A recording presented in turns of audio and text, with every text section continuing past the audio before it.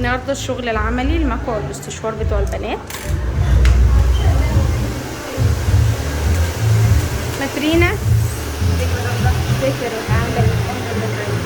خلاص اتعلمتي الغسيل، بقيتي تعرفي ازاي تغسلي؟ منوره. انت جايه منين؟ جايه من مشوار. بالتوفيق ليكي يا حبيبتي، ربنا يخليك حبيبه. بقت خلاص المكوى دلوقتي لعبتك. الموضوع بقى سهل بالنسبه لك ولا لسه مستصعباه؟ بس برافو عليكي. ورينا كده نقرب خصله من اللي انت عاملاه. برافو عليكي، حلو قوي، برافو عليكي. بالتوفيق ليكي يا حبيبي، بالتوفيق ليكي.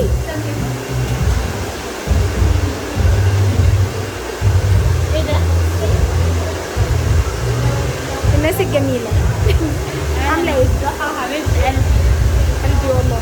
احسن مدربة في زد كي بجد. بالك تسلمي تسلمي. استحملتينا على كل حاجة، واحنا كنا جايين هنا بصراحة ما نعرفش نمسك المكوى او الاستشوار، الحاجات البسيطة جدا، حتى الفتلة، حتى الحاجات اللي هي العادية خالص ما كناش عندنا خبرة. اشتغلتي بروتين امبارح؟ اتبسطتي فيه؟ جدا جدا. والبروتين بقينا نعمله على اعلى مستوى، يعني الشعر من اول جلسه بيبان قبل ما العامله تمشي بتشوف المجهود بجد، يعني حاجه جميله. ربنا يبارك لكم في المكان الجميل ده. ربنا يخليكي. تسلمي.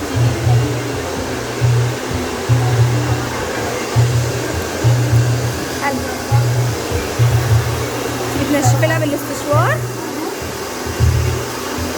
الموضوع لسه صعب بالنسبه لك ولا باقي النهارده؟ كنتي اصلا ليكي علاقه بالشعر؟ انا كتير. انت جايه منين يا كوكو؟ اتعلمت ان انا هنا اغسل الشعر وان انا افرده بروتين ومكوى وصفار. ودي بصراحة هنا بتغير كتير، وببدأ ان انا مش بعرف اعمل اي حاجة في اي حاجة خالص. ايه ده؟ يا ربنا يوفقك. انت جايه منين؟ شرقية. شرقيه. سهل المشوار؟ في فاهم. يا ربنا يوفقك. ايه الاخبار؟ بتنشفي لها لسه شعرها الاول وبعدين هتعملوا لها استشوار. ايه رايك في الاكاديميه؟ الأكاديمية حلوة قوي وانتوا كويسين قوي، وانا بصراحة فرحانة ان انا بقيت معاكم. احنا مبسوطين اكتر ان انت معانا. مدام غاليه، انت جايه من السعوديه يا مدام غاليه؟ يستاهل المشوار كل ده؟ على سمعة جابتها والله. تسلمي، ربنا يخليكي. فعلا اتعلمت فعلا والله، يعني ما تخيلش انا كنت اوصل للمرحلة دي اصلا. ربنا يجزيكم عنا كل خير يا رب. برافو عليكي حبيبه قلبي. تسلمي. وانت شغلك جميل ومقسمه القسطه حلوه قوي. برافو عليكي، توفيق ليكي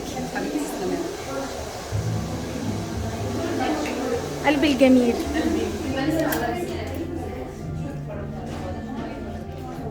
ايه رايك في الاكاديميه؟ المكان بصراحه والله تحفه. خدي بالك بقى، انا مش هسيبك يعني كل مره كورسيه خلاص اجدد عشان انت أقعد تنوري الدنيا كلها. انت عارفه انا بحبك قد ايه. بحبكم كلكم والله. احنا كمان والله بنموت فيك يا مدام. بس اهم حاجه تكونوا استفدتوا وفعلا في مفيش حاجه ناقصاكم. لا بصراحه والله احنا استفدنا كتير جدا.